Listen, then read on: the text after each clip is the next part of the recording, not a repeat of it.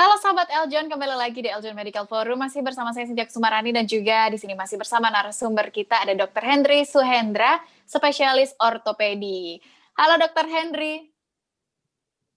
Kok bisu? Saya kira tadi ada masalah sama sinyal ya dokter. Oke, dokter kita lanjutkan lagi tadi soal vitamin D ya dokter ya. Nah pertanyaan yang dari tadi ditunggu-tunggu nih dokter. Apa saja faktor penyebab turunnya kadar vitamin D dokter? Jadi gini, memang banyak sekali, bukan banyak sekali. Sejak saya praktek tahun 92 sampai sekarang saya udah periksa ribuan orang. Karena kebanyakan ya, misalnya saya contoh, kenapa saya periksa vitamin D? Kadang-kadang pasien bingung, kenapa diperiksa saya vitamin D? Saya bilang, karena kalau ada rasa sakit, pegel linu yang terus-menerus, tidak jelas, begitu kita foto, normal kok fotonya, tulangnya normal, kenapa dia sakit terus? Itu bisa-bisa mialgia itu sakit-sakit di otot, itu karena vitamin D-nya rendah.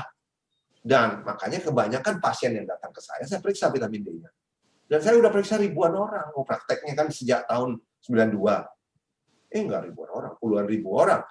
Itu tidak ada satupun yang bagus. Tidak ada satupun yang bagus, termasuk saya juga jelek dulu. Jadi kenapa rendah? Memang dari sanonya memang kita semua rendah, karena tidak cukup kita vitamin, sumber utamanya itu matahari. Kurang lah, semua kurang. Apalagi sekarang zaman modern, orang kan dulu yang kakek moyang kita mungkin lebih banyak vitamin D-nya karena masih naik sepeda, masih kerja outdoor. Sekarang kan di dalam ruang AC semua. Jadi naik mobil, kapan kena mataharinya kan gitu. Malah matahari dihindari. Udah gitu tahun 80, 90-an itu semua lagi in tuh sunblock, sunscreen, makin top, makin tebal, makin bagus. Ya habis lah vitamin D kan. Nah, jadi sumbernya kurang. Kemudian ternyata walaupun bukan sumbernya kurang, ada hal-hal yang menyebabkan vitamin D kita turun secara otomatis. Apa itu?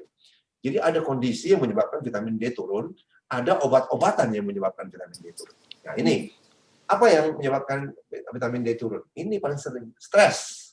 Nah, kalau kerja, kalau orang Jawa bilang, Surabaya bilang, ojo ngoyo, jangan ngotot, banting tulang, itu stres. Itu stres fisik, stres mental, itu vitamin D Anda hancur. Stres. Kemudian kurang tidur. Ini kalau kurang tidur, tidurnya mesti berapa jam? Sekarang harus 7-8 jam. Kalau bisa 8 jam. Gitu ya. Jadi kalau kurang, vitamin D turun. Terus apalagi? Smoking, rokok, vitamin D turun.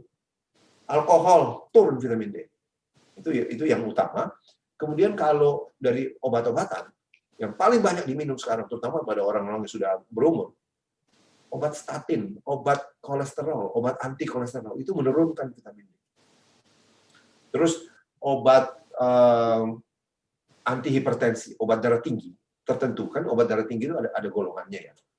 Yang menurunkan itu golongan diuretika dan golongan calcium channel blocker. Ini banyak sekali yang pakai calcium channel blocker, ya. Itu menurunkan vitamin D Anda. Jadi bukan berarti kalau Anda minum obat kolesterol katakan, obat kolesterolnya harus stop, enggak. Hanya mesti tahu bahwa karena minum obat ini, vitamin D kita turun, jadi kita harus menaikkan kadar vitamin D-nya kita minum. Di suplemennya ini harus tinggi.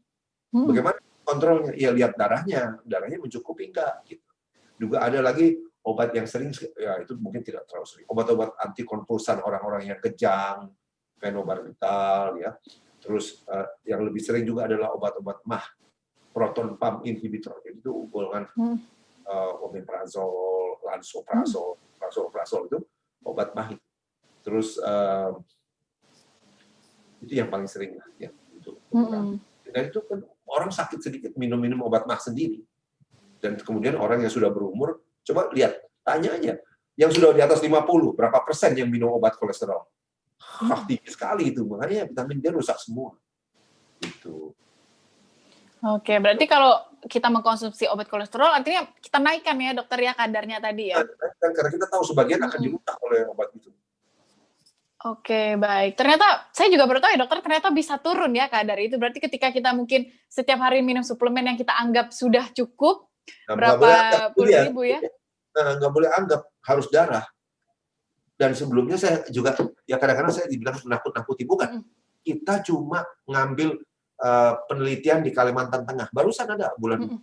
Dia tuh mengumpulkan bulan Maret sama April 2020. Kalau ditanya, kenapa bisa Kalimantan Tengah? Ternyata penelitiannya bukan di sana. Dia cuma mengambil data dari seluruh Indonesia, dari rumah sakit yang ada pasien COVID-19-nya. Nah, pasien-pasien ini dikumpulkanlah, pasien-pasien itu dikumpulkan dari seluruh Indonesia, kan banyak tuh. Dilihat data vitamin D-nya. Ternyata ada yang periksa vitamin D, kan nggak semua diperiksa vitamin D-nya. Kalau dokter yang ngerti baru diperiksa. Nah, ternyata dari data vitamin D itu, pasien COVID itu, digolongkan 3. Golongan 1, golongan 2, golongan 3. Golongan 1 adalah yang vitamin D-nya di bawah 20 dalam darah ya. Yang golongan 2 antara 20 sampai 30. Golongan 3 itu antara 30 ke atas.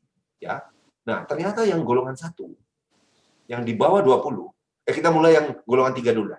Golongan 3 itu yang di atas 30. Itu waktu kena COVID, yang meninggal 4%. Ada yang meninggal 4%. Jadi saya tanggapi dulu, kenapa bisa meninggal? Ya, vitamin D udah di atas 30. Di atas 30 nggak cukup. Itu banyak laboratorium di Indonesia nulis tuh, yang cukup 30 sampai 100. Enggak. Kita nggak mau yang cukup, yang bagus. Yang bagus tuh 80 soalnya. Nah, kembali ke tadi ya. Ini golongan yang ketiga nih, yang kadarnya di atas 30, dia meninggal 4%. Nah, golongan kedua, yang kadarnya antara 20 sampai 30, itu meninggal 88%. Bandingkan betapa banyaknya bedanya. Nah, lebih parah lagi yang golongan 1. Golongan 1 ini yang darahnya vitamin D-nya itu cuma di bawah 20, katakan 16, 12. Banyak loh pasien kayak begitu. Ada yang cuma 8, 10. Nah, pasien ini kalau kena COVID, 99% meninggal, hampir semua meninggal. Itu pentingnya vitamin D. Jadi vitamin D naikkanlah. Nah, itu juga ada kaitannya dengan penelitian 2 dokter itu, Profesor Meltzer di Chicago dan Michael Holick di Boston. Michael Holick bilang, kalau itu kamu tinggi, bagus, maka kemungkinan kena COVID turun 54%.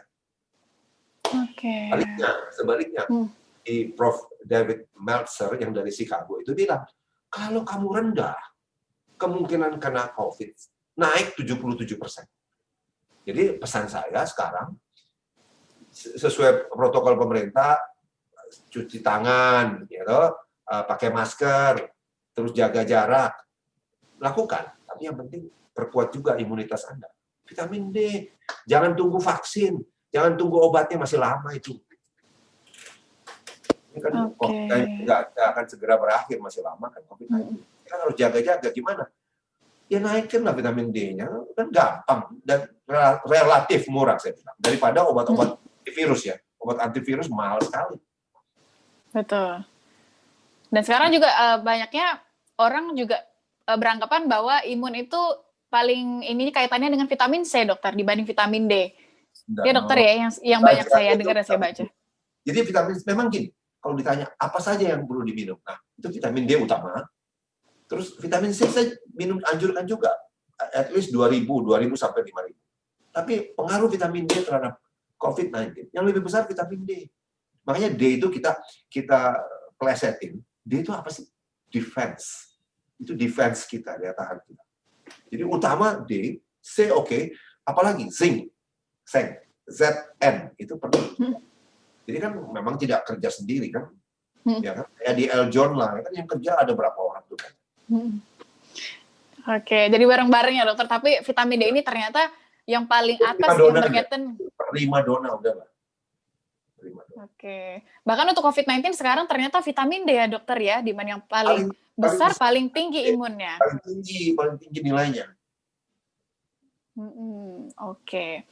Nah, kalau tadi kan kita berbicara tentang kekurangan ya dokter ya vitamin D. Nah, kalau misalnya kita overdosis dokter, itu apa saja ya dampak yang bisa ditimbulkan? Apakah tadi ada kelebihan kalsium ya dokter ya salah satunya ya? Apakah kasusnya beneran ada dokter terjadi atau seperti apa?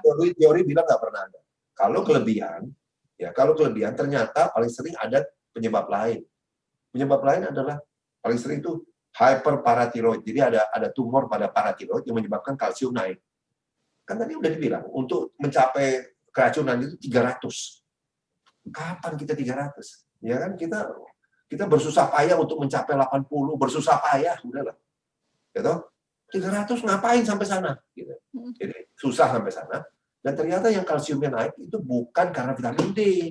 Dia ada penyakit lain. Nah, ini vitamin D jadi kambing hitam. Jadi vitamin D dikatakan ini vitamin yang paling safe lah.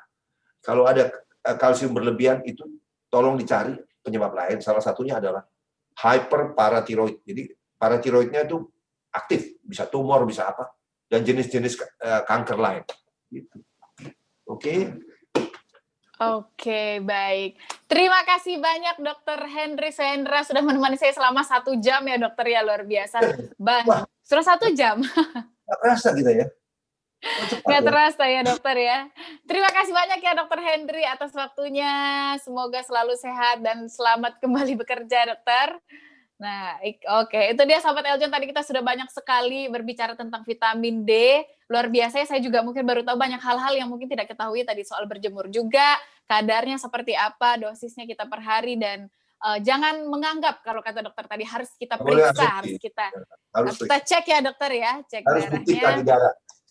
Betul, harus buktikan apakah kita sudah memiliki kadar vitamin D yang baik, yang cukup atau belum. Karena memang vitamin D ini tadi Dr. Henry katakan adalah istilahnya adalah primadona yang paling penting untuk tubuh kita. Apalagi di masa pandemi seperti ini, untuk meningkatkan imun tubuh, vitamin D ini sangat-sangat penting. Nah, itu dia sahabat Eljon, semoga bermanfaat untuk sahabat Eljon semua di rumah dan bisa langsung dipraktekkan untuk minum suplemen vitamin D mulai dari sekarang. Sebelum terlambat ya dokter, ya tidak ada kata terlambat. Betul. Boleh sekarang. Karena lebih baik mencegah daripada nanti mengobati. Betul sekali. Oke, terima kasih Dr. Henry dan juga sahabat Eljon. Saya Cynthia Kusumareni dan juga Dr. Henry Soehendra, spesialis ortopedi. Pamit undur diri, terima kasih. Hai sahabat Eljon, wah kayaknya seru banget nih nontonnya. Pasti kalian udah like dan subscribe dong. Nah, sekarang saatnya kalian untuk bagi keseruan kalian ke teman-teman kalian dengan cara klik share button. Klik ya.